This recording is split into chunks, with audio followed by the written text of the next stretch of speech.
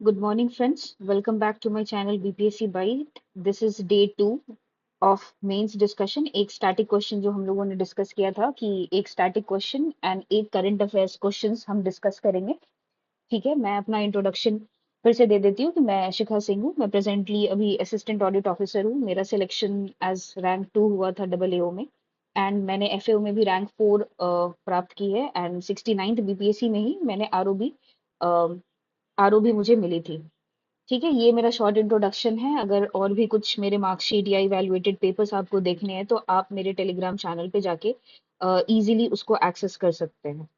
ठीक है, तो without any wasting time let's begin our today's topic. आज का हमारा टॉपिक, एक्चुअली आज दो करंट अफेयर्स डील करेंगे। एक थोड़ा लो हैंगिंग है,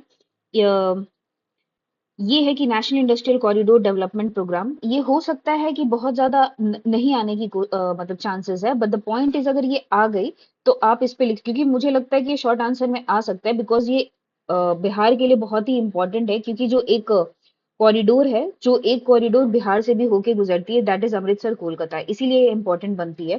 फिर उसके बाद है special status and Bihar.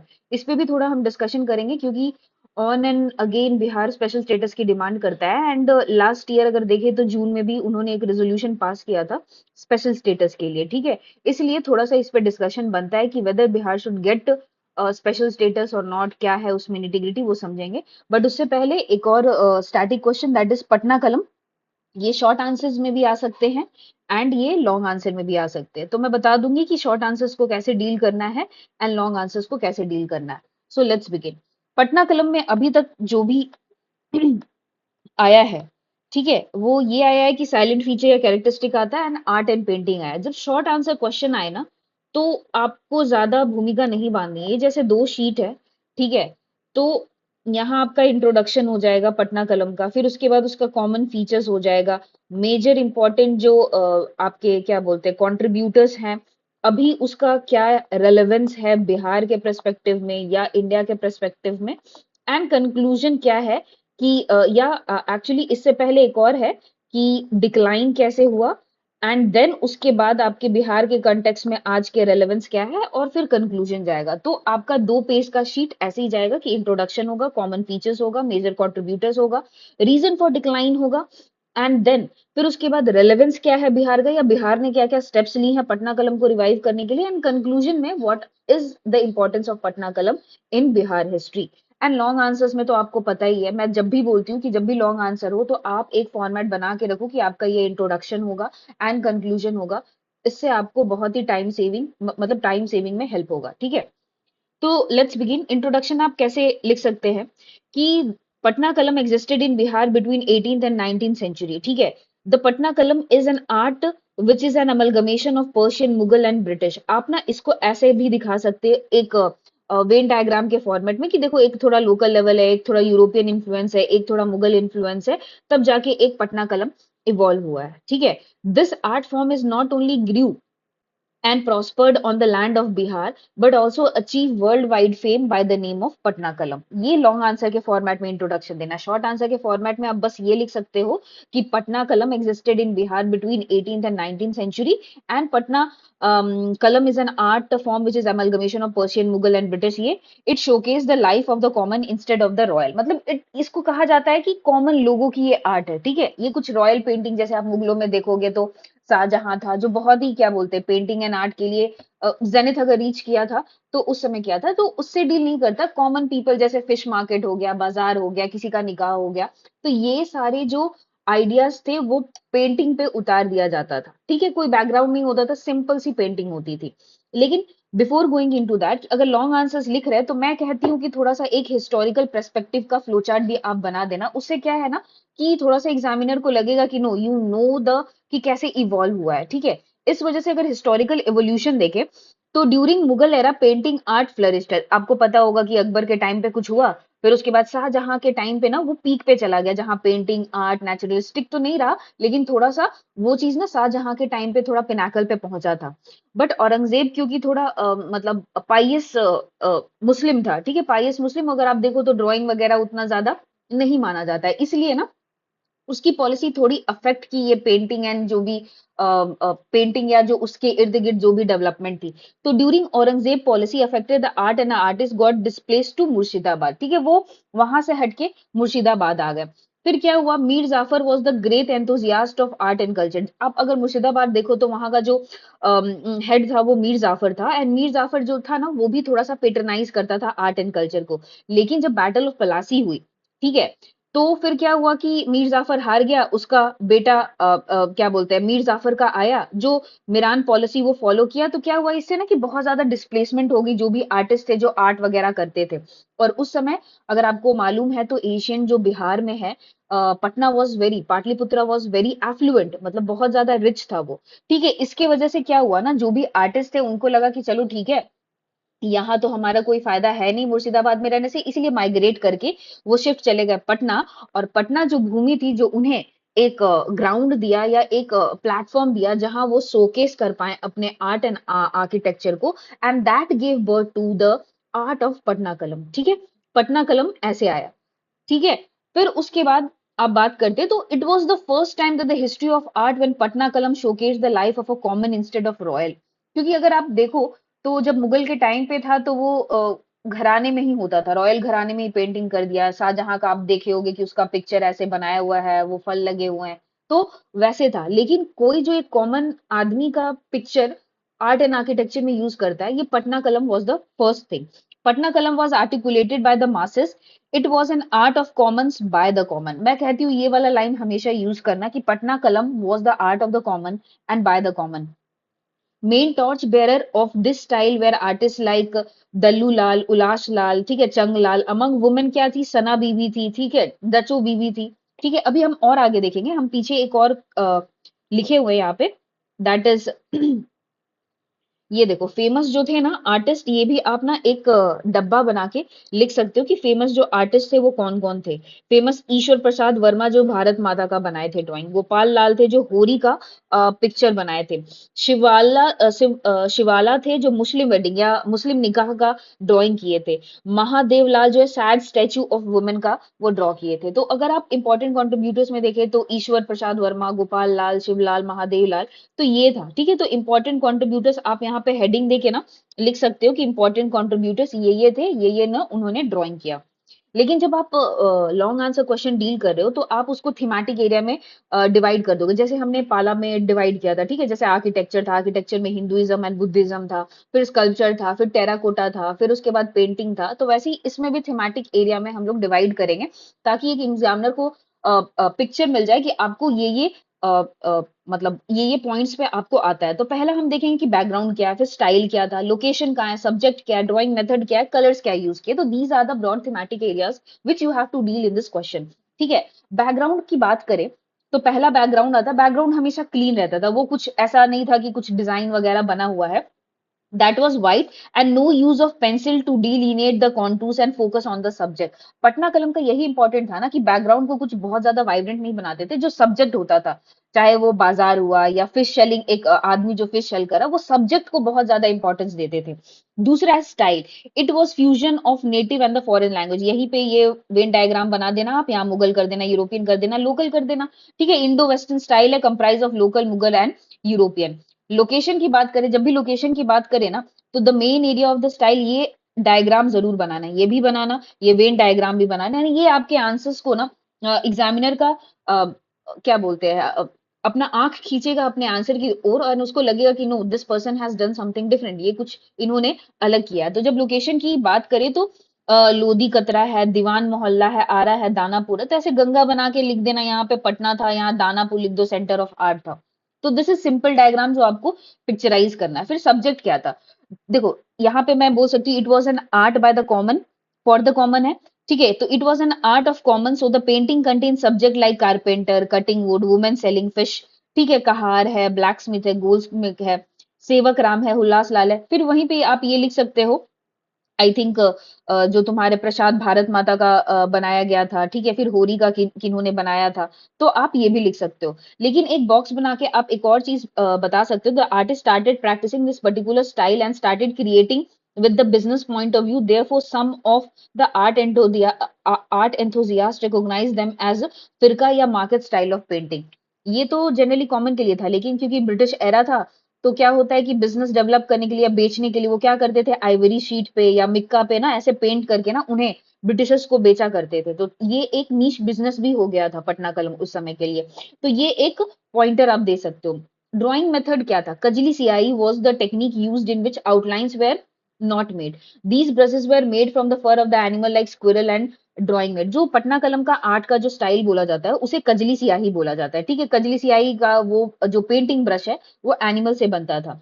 Directly from the brush जो ड्राइंग किया जाता था डायरेक्टली, ऐसा कुछ नहीं था कि आउटलाइन बनाया जाए, वो डायरेक्टली क्या करते थे, ब्रश से ही बनाया करते थे। ठीक है, or the shorter form of the art of this style can be mainly formed in the paper, mica, tusk, silk and तात। ठीक है, मैं वही बोली थी कि आइवरी शीट पे या मिक्का पे या टक्स पे एक छोटा सा, जैसे कि एक तो बड़ा, आप जानते हो कि एक बड़ा पेंटिंग होता है, एक स्मॉल मिनिएचर पेंटिंग होता है, तो ये छोटे छोटे ना एक सोवेनियर की तरह बेचने के लिए ये इस पे बनाते थे। Example, painting on the tusks were made by the Britishers, they were round shape which were used on a long coat for the form of the brooch. आप जानते हो कोट पे, आप जानते होगे कि कोट पे जो होता है ना, ब्रोच लगाते हैं पॉकेट के सामने, तो वहां पे आप जनरली देखते होगे गुलाब लगाता है कोई या कोई कलम रखता है। तो यही जो आइवरी शीट था ना, उसके फॉर्म में वो पेंट करके वहां पे लगाने के काम आता था। ठीक है, फिर उसके बाद कलर्स आप बोले, या तो कलर्स में आप ऐसे लिख सकते हो, या तो कलर्स में डायरेक्टली आप ऐसे ये फॉर्मेट में, रेड सैंडस्टोन से आया, व्हाइट सॉइल से आया, ब्लू नील से आया या इंडिगो से आया, येलो जो टर्मरिक से आया। बट एक और प्रोसेस था कि समर में क्या होता था, विंटर में, क्योंकि ये राउंड द ईयर पेंटिंग होती थी। ठीक है, तो they were mostly made from the mineral natural medium like blue from Indigo, yellow from ये, ब्लैक फ्रॉम शूट। सूट जो काजल होता है ना, जो आंखों में हम लोग बनाते हैं, जो कपड़े से जला के बनाते हैं, और glue of acacia tree they created. Glue भी उसी से, अकाइशिया ट्री जो होता है उससे बनाते हैं। Colours way prepare during the monsoon. देखो मॉनसून के समय में कलर प्रिपेयर करते थे, क्योंकि जो डस्ट पार्टिकल होती है ना एयर में, वो बहुत कम होती है। तो जब स्याही या जो कलर बनाया जाता है उसमें डस्ट पार्टिकल ना आए और फिनिशिंग बहुत ही अच्छी से हो, इसीलिए कलर को मॉनसून में बनाया जाता था। During summer painting we spread with the goat milk. ठीक है, तो गोट मिल्क से उसको ना स्प्रे, जब पेंटिंग हो जाता था तो गोट मिल्क उस पे स्प्रे किया जाता था, क्योंकि उसको प्रिजर्व करके रखता था। Application of colour was done during the winter. तो ये जो प्रोसेस था पटना कलम का, वो राउंड द ईयर होता था। मॉनसून में कलर प्रिपेयर करते थे, विंटर में ड्राइंग करते थे, समर में हम उसको प्रिजर्व करने के लिए गोट मिल्क स्प्रे करते थे। तो in this way the artist of Patna Kalam dedicatedly involve in which the continuous process, जो मैं आपको बोल रही थी कि ये कंटिन्यूअस प्रोसेस है। The element of Patna Kalam was main attraction of the style and it was the pride of Bihar. अब ये जब लॉन्ग आंसर में आ गया, या शॉर्ट आंसर में भी आप फीचर्स लिख सकते हो कि बैकग्राउंड व्हाइट है। मैं बता देती हूँ, शॉर्ट आंसर में आप ऐसे लिख देना कि ये जो फीचर्स है ना, पटना कलम subject was common people, natural use of colour, develop by Ivory या मिक्का या पेपर पे, based on Indo-Western, have followed the basic features of Mughal style with but different theme. Painters have to produce their imagination. Example दे सकते हो होरी का या women selling fish का। Absence of landscape and background जो था, main focus subject पे रहता था। Figures have pointed nose and thick eyebrows and ये हो गया। तो जब आप शॉर्ट आंसर में लिखो तो फीचर्स डायरेक्टली ऐसे ही लिख देना। लॉन्ग आंसर फॉर्मेट में आप इस तरीके से जाना। फिर डिक्लाइन की जब बात आएगी तो डिक्लाइन लिखना, और फिर उसके बाद आपका क्या रेलेवेंस है उस पे बात करेंगे। ठीक है, तो कलर्स हो गया।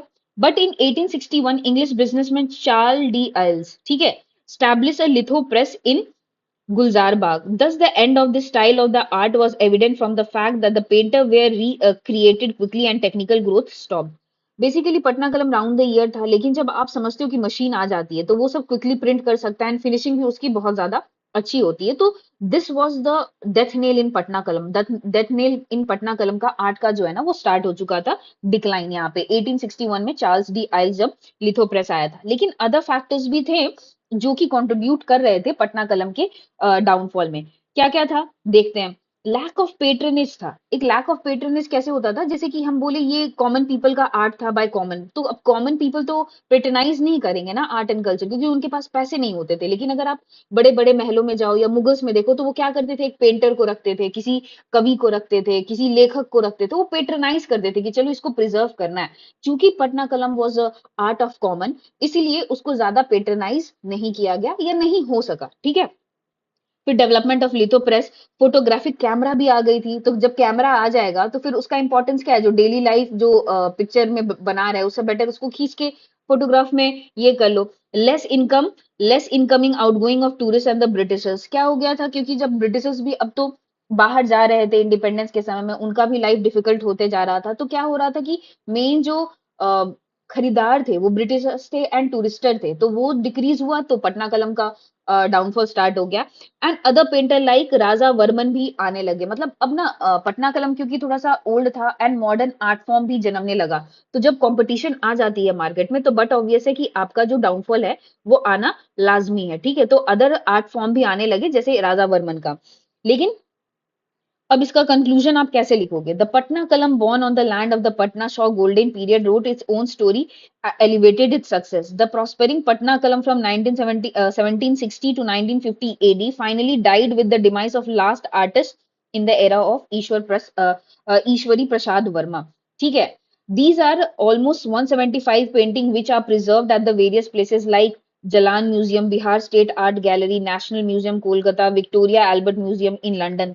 ठीक है, तो यहाँ पे हम प्रिजर्व कर रहे हैं, तो हम बताए थे कि ये कंक्लूजन में जा सकता है एंड बिहार क्या किया है या कैसे प्रिजर्व है, ये वाला है।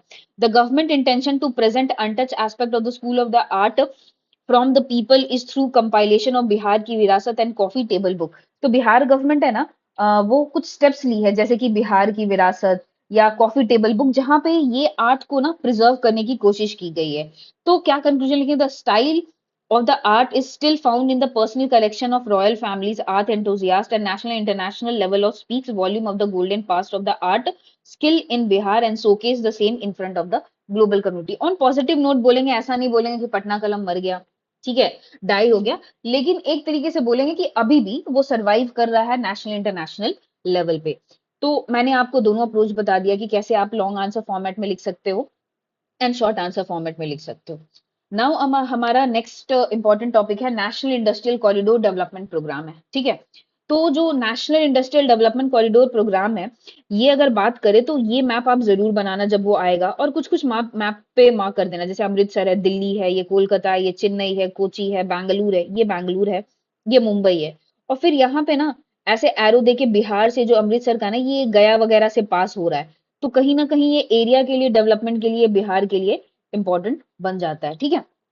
अगर इसका हिस्ट्री देखें तो जो इंडस्ट्रियल कॉरिडोर डेवलपमेंट प्रोग्राम है ना, ये कोई नया प्रोग्राम नहीं है, ठीक है। It began with the launch of Delhi Mumbai industrial corridor in 2007, seeks to create new industrial city as a smart city.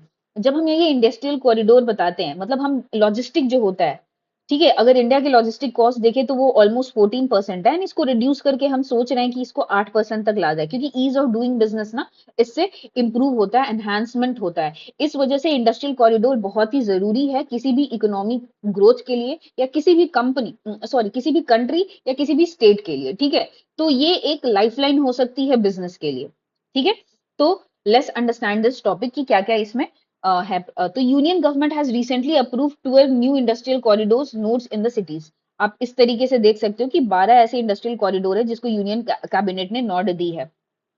The project strategically plan along 6 major corridor and across 10 state. अगर आप देखो केरला से है, महाराष्ट्र से है, कर्नाटका से है, तो आप ये लिख सकते हो कि मेजर मेजर सिटीज को ये कनेक्ट करती है and ease of doing business को भी ये एनहांस करेगी। तो इसका फीचर्स क्या है, क्या क्या फीचर्स है? तो देखो, ग्रीन फील्ड स्मार्ट सिटीज है, ऐसा नहीं, आप डिफरेंस जानते हो green field and brown field में? ब्राउन फील्ड में जो एग्जिस्टिंग वाले हैं ना, उसको डेवलप करने को ब्राउन फील्ड बोलते हैं। ग्रीन फील्ड जो एकदम स्क्रैच से स्टार्ट करते हैं स्मार्ट सिटी, उसे सॉरी उसे बोलते हैं तुम्हारा ग्रीन फील्ड स्मार्ट सिटी, ठीक है। उसको बनाया जाएगा ग्लोबल स्टैंडर्ड के साथ, बिल्ड अहेड ऑफ डिमांड। क्या है कि आप जब विजन रखते हो, आपको पता है कि ये एरिया डेवलप करेगा, डिमांड इंक्रीज करेगा, इसीलिए हम वे अहेड है, इसको वे अहेड प्लान कर रहे हैं। प्लग एंड प्ले मॉडल है, मतलब कोई भी आसानी से आदमी आ सकता है एंड इस चीज को यूटिलाइज करके अपने बिजनेस को ग्रो कर सकता है। वॉक एंड वर्क कॉन्सेप्ट, ये प्लग एंड प्ले वाला मॉडल है, वॉक या वर्क कॉन्सेप्ट है। ये अगर होल आइडिया आप देखो ना, तो ईज ऑफ डूइंग बिजनेस को ही एनहांस करने के लिए, ऐसा ना हो कि बहुत ज्यादा लेंदी हो जाए, आप आओ और अपना सेटअप लगाओ और अपना काम करो, ठीक है। यही है walk and work, walk and work है, प्लग एंड प्ले मॉडल है। तो सिग्निफिकेंस क्या क्या है इसका इंडस्ट्रियल कॉरिडोर का? Attract investment, cultivate dynamic industrial ecosystem. Obviously बात है, जब आपका ease of doing business enhance होगा, इंडस्ट्रियल कॉरिडोर है, आप देख रहे हो आपकी लॉजिस्टिक कॉस्ट डिक्रीज कर रही है, तो ऑब्वियसली इन्वेस्टमेंट आपका ऑटोमेटिकली कंट्री में आएगा। दूसरा, smart city and modern infrastructure. अब इंडिया ग्रोइंग पॉपुलेशन तो ग्रो कर ही रही है, but the point is infrastructure भी थोड़ी अंडर डेवलप है। तो ये क्या कर रही है, अभी ready to meet modern infrastructure लाएगी। अभी हम ग्रीन फील्ड स्मार्ट सिटीज की बात कर रहे हैं, ठीक है, जो कि बहुत ही हाईटेक रहेगी, ठीक है। फिर उसके बाद improving connectivity and transportation align with PM गति शक्ति। अगर आप एक और प्रोग्राम की बात करते हैं पीएम गति शक्ति, तो वो क्या करता है, 11 मिनिस्ट्रीज को सिंक्रोनाइज करता है। कि ऐसा होता है ना कि आप, गति शक्ति का मैं एग्जांपल बताती हूँ कि एक रोड बन रहा है, फिर ठीक है, रोड बन गया, फिर एक खुदाई करेगा, फिर वो टेलीफोन लाइन बिछाएगा, तो उससे क्या होता है कि वो बार बार काम होती है। तो अब क्या है कि ये दो मिनिस्ट्री गति शक्ति पे आ गए हैं, तो बोले कि अरे इस समय ये रोड बन रहा है, तो आप क्या करो, इसी समय भी लाइन लगा दो। तो वो क्या है कि टाइम भी बचा, कॉस्ट भी बचा, तो गति शक्ति यही काम कर रहा है, ठीक है। तो ये जो इंडस्ट्रियल कॉरिडोर है, कहीं ना कहीं गति शक्ति से अलाइन करता है। एंड हमारे स्मार्ट सिटीज, या जो हम लोग ग्लोबल इंफ्रास्ट्रक्चर की बात करते हैं, इंडिया को ग्लोबल लेवल पे बात, ग्लोबल वैल्यू चेन में ऐड करने की बात करते हैं, या विकसित भारत का जो विजन है 2047 की बात करते हैं, तो ये कहीं ना कहीं उसमें हेल्प करेगा। इंडिया एज अ की player in global value chain, वही जो मैं अभी बता रही थी। क्या है कि जब ये आपका ट्रांसपोर्टेशन इजी हो जाएगा, लॉजिस्टिक कॉस्ट रिड्यूस हो जाएगा, लॉजिस्टिक कॉस्ट रिड्यूस हो जाएगा, it means cost of production आपका डिक्रीज हो जाएगा। एंड जब आपका कॉस्ट ऑफ प्रोडक्शन डिक्रीज करेगा, तो जो प्राइस ऑफ द आर्टिकल है या गुड्स एंड द सर्विसेज है, वो भी रिड्यूस होगा। तो जब आप इसे एक्सपोर्ट करेंगे, तो उसे आप कॉम्पिटिटिव प्राइस पे एक्सपोर्ट कर पाएंगे, जो कि ग्लोबल मार्केट में पेनिट्रेट करेगा एंड आपको बहुत ज्यादा इंटीग्रेट करेगा ग्लोबल वैल्यू चेन में। अगर आप देखो तो इंडिया का ग्लोबल वैल्यू चेन में ज्यादा कंट्रीब्यूशन नहीं है, अभी शायद लेस देन 2% है, या 2% होगा, I am not sure, but ज्यादा नहीं है कंट्रीब्यूशन। इसीलिए ये जब इंडस्ट्रियल कॉरिडोर की बात करते हैं, तो कहीं ना कहीं it will integrate India to the global value chain की बात करते हैं। ऑब्वियसली एम्प्लॉयमेंट जनरेशन तो होगा, कहीं पे भी इंफ्रास्ट्रक्चर जब डेवलपमेंट होती है, जैसे इंडस्ट्रियल कॉरिडोर बन रही है, तो कहा जाता है कि ये जो इंडस्ट्रियल कॉरिडोर है, वो 1 million direct job employment create करेगी एंड 3 मिलियन आपका इनडायरेक्ट एम्प्लॉयमेंट क्रिएट करेगी। फिर उसके बाद आपका कुछ है सस्टेनेबल भी डेवलपमेंट होगा, क्योंकि हम ग्रीन सिटीज की डेवलप करने की बात करें, तो ऑब्वियसली क्या बोलते हैं, एनवायरमेंटल इम्पैक्ट असेसमेंट हुआ पड़ा होगा, ठीक है। फिर उसके बाद ग्रीन टेक्नोलॉजी हम यूज करेंगे, ऐसा नहीं है कि हम थोड़ा सा फॉसिल फ्यूल, थोड़ा सा ग्रीन टेक्नोलॉजी हम अडॉप्ट करेंगे। बट इतनी तो हम बातें कर रहे हैं, बट पॉइंट इज कुछ तो चैलेंजेस या बॉटलनेक्स तो होंगे ही जब ये हम इंप्लीमेंट कर रहे हैं। पहली बात तो disjoint economic industrial planning and urban planning. क्या होता है कि अब ये सेंट्रल लेवल से फ्लो कर रही है कि भाई हम ये इंडस्ट्रियल कॉरिडोर बनाएंगे, ठीक है। बट ये इंडस्ट्रियल कॉरिडोर बनाने के लिए आप तो हर स्टेट से गुजरोगे, हर स्टेट से गुजरोगे, हर स्टेट में लोकल बॉडी होगी, क्या आपने उसको ऑन बोर्ड लिया जब प्लानिंग कर रहे हो? नहीं। तो this is only disjoint economic industrial. एक एग्जांपल मैंने लिखा है कि limited involvement of the city planning authorities like decision making process में। तो क्या होगा कि ठीक है, क्लियर डिमार्केशन है या जुरिडिक्शन नहीं हो पाएगा कि भाई मैंने बना तो दिया है, लेकिन इसको मेंटेन कौन करेगा, आपका क्या रोल है, लोकल बॉडीज की क्या रोल है, स्टेट का क्या रोल है, सेंटर का क्या रोल है, ये बाइफरकेट नहीं किया हुआ है, जो कि बहुत ही चैलेंजिंग हो जाएगा इन अ फेडरल सेटअप, ठीक है।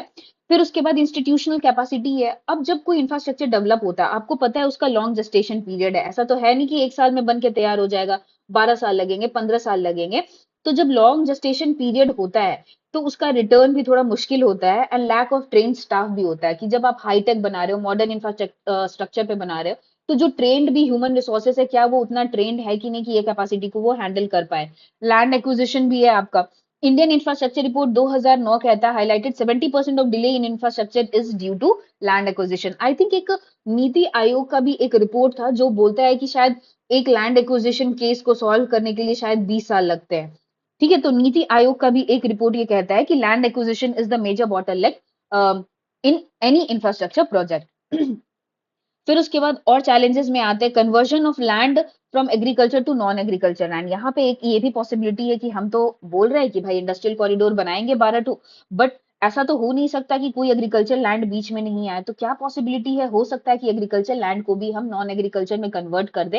एंड जब एक लैंड एग्रीकल्चर से नॉन एग्रीकल्चर लैंड में कन्वर्ट हो जाती है, तो उसे रिकन्वर्ट करना एग्रीकल्चर लैंड में इम्पॉसिबल हो जाती है। इसीलिए ये एक चैलेंज हो सकता है। एनवायरमेंटल कंसर्न हो सकता है कि चलो ठीक है, हम तो एनवायरमेंटल क्लियरेंस ले लिए, बट द पॉइंट इज जब वो डेवलप होगा, तो ऑब्वियसली वहां पे पॉपुलेशन भी ग्रो करेंगे, ठीक है। आप देख लो, कहीं से भी एनएच पार होती है, नेशनल हाईवे पार होती है, तो जमीन की वैल्यू एकदम सडनली इंक्रीज हो जाती है, वहां पे डेवलपमेंट होने लगते हैं, कुछ कुछ मार्केट ऐसे डेवलप होने लगते हैं। तो क्या है कि वहां के रिसोर्स जो है लोकल रिसोर्सेज पे कंस्ट्रेन पड़ती है। ठीक है, तो यही बात हो रही है कि जब वाटर रिसोर्सेज है, वाटर रिसोर्सेज ऐसे भी स्कार्स होते जा रही हैं इंडिया में, तो ये वाटर रिसोर्सेज पे थोड़ी सी स्ट्रेन डालेगी। एंड लास्ट है गवर्नेंस इशू। गवर्नेंस इशू यही है कि एसपीबी है, अब जब इंडस्ट्रियल कॉरिडोर बनेगी तो ये स्पेशल पर्पस व्हीकल के थ्रू बनेगी। ठीक है, तो स्पेशल पर्पस व्हीकल जो है इंडिपेंडेंट काम करती है, वो लोकल बॉडी से कंसल्ट नहीं करेगी। वही जो गवर्न डिसजॉइंट इकोनॉमिक वाला है ना, वो ये और ये दोनों जो है ना कहीं एक दूसरे से लिंक्ड है, कि गवर्नेंस इशू तो आएगी, क्योंकि बाइफरकेट नहीं किया हुआ कि आपका जुरिडिक्शन क्या है, मेरा जुरिडिक्शन क्या है, स्टेट का क्या है, लोकल बॉडी का क्या है। इस वजह से ये चैलेंजेस आएगी। तो अब ये इंडस्ट्रियल कॉरिडोर का वे फॉरवर्ड क्या होगा? Involve local authority. अभी भी स्टार्ट नहीं हुआ, अभी जितना भी डेवलप हुआ, आप क्या करो, लोकल बॉडीज को, स्टेट को ऑन बोर्ड ले लो, एंड उनको डेवलपमेंटल प्रोग्राम में उनको थोड़ा से दो, तब उनकी थोड़ी अथॉरिटी आएगी एंड वो भी उस पर वर्क करेंगे। कोऑर्डिनेटेड एफर्ट है, क्योंकि ये मल्टी स्टेक होल्डर अप्रोच है। आप में इसमें मल्टी एसपीबी है, फार्मर्स हैं, लोकल कम्युनिटीज है, सबको इन्वॉल्व कराओ और एक कोऑर्डिनेटेड एफर्ट लो, तभी वो सक्सेसफुल होगा। ठीक है, फिर robust system to access long term implication of land conversion and loss of fertile land. क्या करो कि एक तो किसी भी सिस्टम को इंप्रूव करने के लिए उसका फीडबैक मैकेनिज्म बहुत ही इंपॉर्टेंट होना चाहिए, उसकी स्टडी हमेशा होते रहना चाहिए कि चलो ठीक है, कि अगर हम ये कर रहे हैं, इंडस्ट्रियल कॉरिडोर ला रहे हैं, तो दीज आर इट्स ड्रॉबैक। तो हम क्या करते हैं कि ड्रॉबैक को मिनिमाइज करने की कोशिश करते हैं, एंड जो बेनिफिट है उसको मैक्सिमाइज करने की कोशिश है। जब ये सिस्टम हम ला देंगे एसेस करने का, ठीक है, तो वही होगा कि हम ड्रॉबैक को मिनिमाइज करेंगे एंड बेनिफिट को मैक्सिमाइज करेंगे। And lastly, for faster land acquisition farmers should be included in the benefits. अब क्या है कि अब यहाँ से इंडस्ट्रियल कॉरिडोर पास हो रहा है, तो जो भी बेनिफिट इससे डिराइव होगा, कुछ परसेंटेज आप फार्मर को दे दो, तो उससे क्या है ना, वो भी इंसेंटिवाइज होगा अपना लैंड देने के लिए। तो इससे क्या होगा, लैंड एक्विजिशन थोड़ा सा सिंप्लीफाइड हो जाएगा। तो this is the way forward. ये छोटा शॉर्ट आंसर्स में आ सकता है, तो इसको अप्रोच यही करना है। ठीक है, मैं बता देती हूँ। जैसे ये 2 पेज है, तो आप यहाँ इंट्रोडक्शन लिखेंगे, यहाँ पे इंडिया का मैप लगाएंगे कि ये इंडस्ट्रियल कॉरिडोर है, बिहार का भी लगाएंगे, इसका फीचर्स बताएंगे, इसका चैलेंजेस बताएंगे, इसका वे फॉरवर्ड बताएंगे। ठीक है, तो ऐसे इस आंसर्स को अप्रोच करना है। अब दूसरा जो टॉपिक है हमारा, स्पेशल स्टेटस एंड बिहार। ठीक है, special status and Bihar. Special status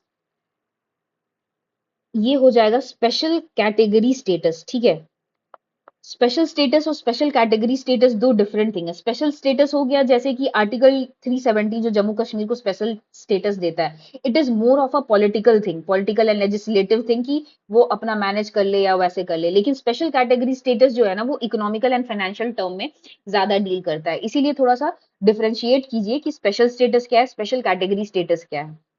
तो बेसिकली इसका इवोल्यूशन हम देखते हैं कि जो स्पेशल स्टेटस जो है वो कहाँ से इवॉल्व हुआ। तो special category status was introduced in 1969 on recommendation of fifth finance commission to benefit certain disadvantage states.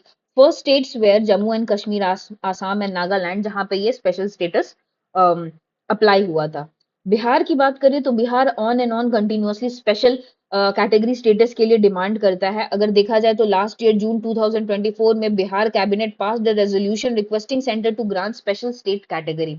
हमेशा से बात करते रहता है, आप कभी भी देखना तो ये डिबेट चलते रहता है कि हमें स्पेशल स्टेट कैटेगरी चाहिए। इवन आंध्र प्रदेश भी वो डिमांड करते रहता है। ठीक है, तो अब जानते हैं कि स्पेशल कैटेगरी जो स्टेटस है उसका क्राइटेरिया क्या है। क्राइटेरिया जो है ना, गडगिल मुखर्जी फॉर्मूला पे बेस है। ये जो है ना, गडगिल मुखर्जी फॉर्मूला, उस पे बेस है। तो हिली या डिफिकल्ट टेरेन होना चाहिए, जैसे हिमाचल प्रदेश में आप चले जाओ या उत्तराखंड में चले जाओ, तो वहां बहुत सारे पहाड़ है, तो वो कहीं ना कहीं एक्सेसिबिलिटी बहुत ही डिफिकल्ट हो जाती है, इसीलिए उन्हें देना लाजमी बनता है। लो पॉपुलेशन डेंसिटी, पॉपुलेशन बहुत ही कम है, जैसे अरुणाचल प्रदेश है, I think per square kilometre only 17 people are available, तो वहां पे मिलना पॉसिबिलिटी है। Sizeable share of tribal population, बहुत ज्यादा ट्राइबल है वहां पे। ठीक है, स्ट्रेटेजिक लोकेशन है, लोकेशन जो है इतना इंपॉर्टेंट है, जैसे सिक्किम हो गया, उसका स्ट्रेटेजिक इंपॉर्टेंट है, भूटान, चाइना, वो थोड़ा सा स्ट्रेटेजिक बन जाता है। Economic and infrastructure backwardness, Bihar इसमें आता है, फॉल करता है, economic and infrastructure backwardness. And non viable nature of finances, non viable nature है, क्योंकि भाई वो लॉस में ही जा रहा है। स्टेट वो कितना भी कोशिश कर रहा है कि भाई हम कैसे अपना फाइनेंसेस मैनेज कर ले, but due to poor governance and administration उसका जो फाइनेंसेस है नॉन वायबल है। अब बेनिफिट क्या क्या होगा। स्पेशल कैटेगरी स्टेटस से receive grants based on Gadgil Mukherjee formula, central assistant of 30%। जैसे ग्रॉस बजट होता है ना, हर साल जो गवर्नमेंट है, सेंट्रल गवर्नमेंट है, वो अपना बजट लाती है, तो उसका 30% ना ये स्पेशल कैटेगरी स्टेट्स को जाती है, ठीक है। अब आप कभी देखोगे, ये पहला हो गया। दूसरा हो गया centrally sponsor scheme. Centrally sponsor scheme वो होती है जहां पे सेंटर एंड स्टेट ना एक स्कीम को इम्प्लीमेंट करते हैं, जैसे सर्व शिक्षा अभियान हो गया, ठीक है, आयुष्मान भारत हो गया। तो ये जो है ना सेंट्रली स्पॉन्सर स्कीम है, जहां पे कुछ पैसे सेंटर लगाएगी, कुछ पैसे स्टेट लगाई। तो जनरली ये 40-60 का रेशियो रहता है कि सेंटर 40% देगा, 60% स्टेट देगा। लेकिन जब ये स्पेशल कैटेगरी स्टेटस में आ जाएगा तो वो 90 हो जाएगा, सेंटर देगा, एंड 10% ही स्टेट लगाएगा। तो ये एक बेनिफिट है।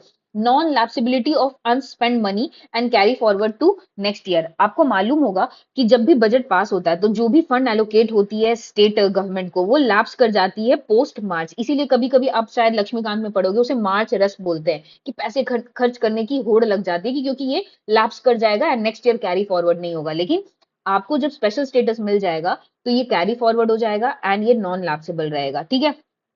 Concession in custom, excise and tax में कुछ कुछ रिबेट्स मिलती है, जो सेंटर क्लेम करती है स्टेट से या लेती है, उस पर कुछ कुछ रिबेट मिलेगा।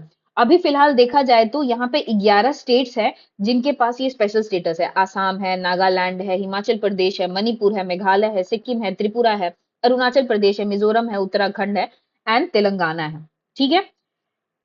तो अभी 11 स्टेट है जिनको स्पेशल कैटेगरी स्टेटस है मिला हुआ। तो ये जब सिर्फ स्पेशल स्टेटस पे आएगा तो आप सिर्फ ये एनालिसिस लिखना। अगर बिहार स्पेसिफिक आएगा तो फिर हम डील करेंगे अभी आगे कि बिहार के कंटेक्स्ट में क्या लिखना है। चैलेंजेस क्या है स्पेशल कैटेगरी स्टेटस में? पहली बात तो देखो कि यार इंटर स्टेट डिस्पैरिटी आ जाएगी, ठीक है। क्योंकि अगर किसी स्टेट को दे रहे हो एंड कोई और बैकवर्ड है, अब बिहार बोल रहा है कि मेरे को स्पेशल कैटेगरी, तो फिर उड़ीसा भी बोलेगा यार हमको भी दे दो, मेरे को क्यों पीछे छोड़ा, हम भी बैकवर्ड है, मेरे यहाँ भी बहुत ज्यादा एजुकेशन नहीं है, फॉरवर्ड इंफ्रास्ट्रक्चर नहीं है, ऐसा नहीं है। तो एक डिस्पैरिटी क्रिएट हो जाएगी। Encourage physical indiscipline. आपको मालूम है कि जब आप खुद पैसे कमाते हो तो उसे आप अच्छे तरीके से स्पेंड करते हो, लेकिन जब आप मम्मी पापा से लेते हो पैसे तो उसे आप ऐसे ही उड़ा देते हो without giving a second thought. तो वही यहाँ पे बात हो रही है कि it encourages physical indiscipline and discourage effort of self efficiency. जब स्टेट को लगेगा कि अरे स्पेशल स्टेटस तो मिल ही गया है, पैसे को क्यों ही अच्छे तरीके से खर्च करना, तो वो मिस यूटिलाइजेशन ऑफ फंड हो जाएगा, ठीक है। तीसरा है फिजिकल बर्डन। सेंटर पे भी तो उसकी भी लिमिटेड रिसोर्सेज हैं, तो फिजिकल बर्डन आ जाएगा, स्टेट एक्सचेकर पे प्रेशर आ जाएगी। चौथा है इम्प्लीमेंटेशन चैलेंज। ठीक है, अब आप उसको पैसे तो दे दोगे, लेकिन वो स्टेट पे निर्भर करती है कि वो कैसे इम्प्लीमेंट करेगा, क्या वो उसको फायदा पहुंचेगा जो पहुंचना चाहिए था। ये सब सारी बॉटल नेक्स है जो ग्राउंड लेवल पे होती है। And lastly dissatisfaction among non special state category, जो मैंने उड़ीसा का एग्जांपल दिया, या इवन डेवलप्ड जो स्टेट्स है उनके पास भी आएगा कि भाई, क्योंकि देखो जब सेंट्रल पूल में पैसे दे रहे हैं तो वो हर स्टेट कंट्रीब्यूट करता है वहां पे। अभी फिलहाल अगर आप तमिलनाडु की बात करो तो वो कहता है कि भाई हम 20 रुपया कंट्रीब्यूट करते हैं, हमें 18 पैसे आते हैं, वही बिहार को 18 रुपया मिलता है। तो यही वाला थोड़ा सा एलिनेशन क्रिएट कर देगा तुम्हारा विद इन द स्टेट, जो कि अच्छा नहीं है। तो इसके लिए वे फॉरवर्ड क्या है? तो कहा गया है कि क्योंकि ये देखो फिफ्थ फाइनेंस कमीशन का रिकमेंडेशन है, तो पहले रिविजिट करो क्राइटेरिया को, क्योंकि वो थोड़ा सा पुराना हो गया है। दूसरा, ये status need to encourage create developmental plans based on demographic development. And ये 3D जो है तुम्हारा, उसी पे डील करता है कि rather than providing special status, क्यों ना हम स्टेट की कैपेसिटी को ऑगमेंट करें और वहां पे डेवलपमेंट करें। जो डेमोग्राफी है, शायद बिहार की बात करें तो डेमोग्राफी को अच्छे से ये करे, डेवलपमेंट को ये करे। तो इस चीज को एनकरेज करे डेवलपमेंट को, rather than giving them financial assistant. Implement policy which foster development and reduce क्या बोलते हैं, डिपेंडेंसी। अब जैसे कि अभी पैकेज दिया है ना बिहार को, लगभग 59,000 करोड़ का पैकेज मिला है सेंट्रल गवर्नमेंट से। तो ये कहीं ना कहीं स्पेशल स्टेटस तो दिया नहीं, लेकिन एक इनकरेज कर रहा है कि आप डेवलप करो। आपको 19,000 29,000 करोड़ दे रहे हैं कि आप रोड डेवलप करो, ठीक है। आपको कॉरिडोर, या यहाँ पे मैंने लिखा है 26,000 रोड प्रोजेक्ट के लिए, पीर पैंती के लिए डेवलप करने के लिए पैसे दिए हैं, ठीक है। कुछ टूरिज्म कॉरिडोर डेवलप करने के लिए पैसे दिए हैं। तो ऐसा आप स्टेप्स लो कि जो डेवलपमेंट को फोस्टर करे एंड डिपेंडेंसी को रिड्यूस करे। अब आते हैं बिहार के कंटेक्स्ट में। बिहार को क्या स्पेशल स्टेटस मिलना चाहिए? देखो, कोई ब्लैक एंड व्हाइट नहीं होता, और आप एक आंसर लिख रहे हो तो आपको एक बैलेंस्ड अप्रोच लेके चलना होगा। आप नहीं बोल सकते हाँ हाँ बिहार को तो मिलना चाहिए, नहीं नहीं बिहार को नहीं मिलना चाहिए। तो एक जब आंसर लिख रहे हो तो एक बैलेंस्ड अप्रोच लिखना चाहिए। तो हम जब लिखेंगे कि बिहार को स्पेशल कैटेगरी स्टेटस मिलना चाहिए कि नहीं, तो पहले हम बोलेंगे स्पेशल कैटेगरीज इवॉल्व कैसे हुआ। फिफ्थ फाइनेंस कमीशन में 1969 में आया, गडगिल मुखर्जी फॉर्मूला पे बेस है, उसका क्राइटेरिया मैं छोटे से डब्बे में लिख दूंगी। क्या मिलना चाहिए बिहार को? यस। क्यों मिलना चाहिए? देखो, बिहार का कास्ट सेंसस हुआ सर्वे 2022 में, जहां पे बोला गया कि 1/3 लिव्स इन द पॉवर्टी। ठीक है, तो ये एक इंपॉर्टेंट है। नीति आयोग का मल्टी डायमेंशन पॉवर्टी इंडेक्स बोलता है 33.79% हम लोगों का मल्टी डायमेंशनली पॉवर्टी है। ठीक है, अगर हम बात करें तो आईएमआर भी हमारा 35 के करीब है, जो कि नेशनल एवरेज से कम है। फिर उसके बाद है पोस्ट, जब झारखंड डिवाइड हुआ, बाइफरकेट हुआ, तो मिनरल ओनली 2% है, 98% उनके पास चला गया। नेचुरल कैलामिटीज है, अगर आप नॉर्दर्न बिहार देखो तो वो ऑलवेज फ्लड प्रोन होते हैं, एंड जो कि बहुत ही डिफिकल्ट बनाते हैं डेवलपमेंटल को। पर कैपिटा जीडीपी देखो तो आपका क्या बोलते हैं 54,000, अगर नेशनल एवरेज की बात करूं तो वो 2 लाख के करीब, आई थिंक 180 है या 170 है। ठीक है, तो ये क्राइटेरिया है कि हाँ मिलना तो चाहिए, बट हम नो भी बोलेंगे। क्यों नहीं मिलना चाहिए? देखो, no hilly terrain as stated by Gadgil formula Mukherjee. अगर हिमाचल प्रदेश की बात करें, ठीक है, उत्तराखंड की बात करें, या जो नॉर्थ ईस्ट रीजन है, वो स्ट्रेटेजिकली बहुत ही इंपॉर्टेंट एंड हिली टेरेन है। ठीक है, फिर उसके बाद है, अगर देखा जाए तो अभी नीति आयोग का मल्टी डायमेंशनल पॉवर्टी इंडेक्स में ना कहा है कि बिहार ने काफी अच्छा परफॉर्म किया। पहले जो 51% थे, अब रिड्यूस होकर 33.79 हो गया। इट मीन्स कि Bihar is doing something correct which is reducing multi poverty dimension index. ठीक है, रिसेंट बजट की बात करें, ये यूनियन गवर्नमेंट की बात करते हैं, जहां पे 59,000 करोड़ उनको दिया गया, 26,000 करोड़ रोड डेवलपमेंट के लिए किया गया। बिहार का खुद इनिशिएटिव है 7 निश्चय प्रोग्राम, जो कि उसे फोस्टर करता है डेवलपमेंट के लिए। बिहार का budget highest allocated 22% to education, जो कि एक सही डायरेक्शन में काम कर रहा है। या हमारी और पॉलिसी है, जैसे आईटी पॉलिसी है 2022 की, बिजनेस कनेक्ट जो हम हर साल दिसंबर में ऑर्गेनाइज करते हैं, टूरिज्म पॉलिसी है, स्टार्टअप पॉलिसी है। And Bihar is going through demographic dividend. अभी इसका TFR 3 है, लेकिन हम डेमोग्राफिक डिविडेंड से जा रहे हैं। यहाँ पे मोस्ट ऑफ द यूथफुल है, तो उसको स्किलिंग करेंगे तो पीएम कौशल विकास योजना है, इवन स्टेट गवर्नमेंट का भी बहुत सारा इनिशिएटिव है। ठीक है, एंड लास्टली आईएमएफ का एक रिपोर्ट आया था कि average growth rate of India is 7.4, global का 3 रहेगा, लेकिन वहीं बिहार का 10.64% है। एंड सेकंड जो था ना वो आसाम था, आई थिंक 10.36 था। तो देखा जाए तो ग्रोथ रेट जो बिहार का है ऑन द ब्राइटर स्पॉट है। तो इसका वे फॉरवर्ड क्या होगा? तो वे फॉरवर्ड हम ये लिखेंगे कि in 2013 Raghuram Rajan committee produce placed Bihar in least developed category and suggested that methodology based on multiple dimension index to address the state socio-economic backwardness. यहाँ पे स्ट्रेटली ये नहीं बोल रहा कि हम स्पेशल कैटेगरी स्टेटस दे देंगे बिहार को, लेकिन चूंकि 2013 में रघुराम राजन ने कहा कि ये लीज डेवलप है, इसीलिए कुछ कुछ हम क्राइटेरिया या मल्टी डायमेंशन कुछ ऐसा इंडेक्स डेवलप करे जो कि बिहार को थोड़ा फायदा करे एंड डेवलप करने में हेल्प करे, एंड डिपेंडेंसी जो है रिड्यूस करने की। वही बात जो वे फॉरवर्ड में यहाँ पे बोला गया ना कि कुछ फोस्टर करे डेवलपमेंट जो रिड्यूस हो डिपेंडेंसी। ठीक है, एंड बिहार का भी वही जो है कि बिहार भी विकसित बने एंड क्या बोलते हैं इंडिया के इकोनॉमी में काफी अच्छा कंट्रीब्यूशन दे। ठीक है, तो ये आज 2 क्वेश्चन हो गए हैं। आज के लिए इतना ही। Till then, bye, stay tune. और एक और बात है, अगर आपको वीडियो अच्छी लग रही है तो please share this video to the people who are giving mains, उनके लिए ये काफी बेनिफिशियल होगा। ठीक है, थैंक यू।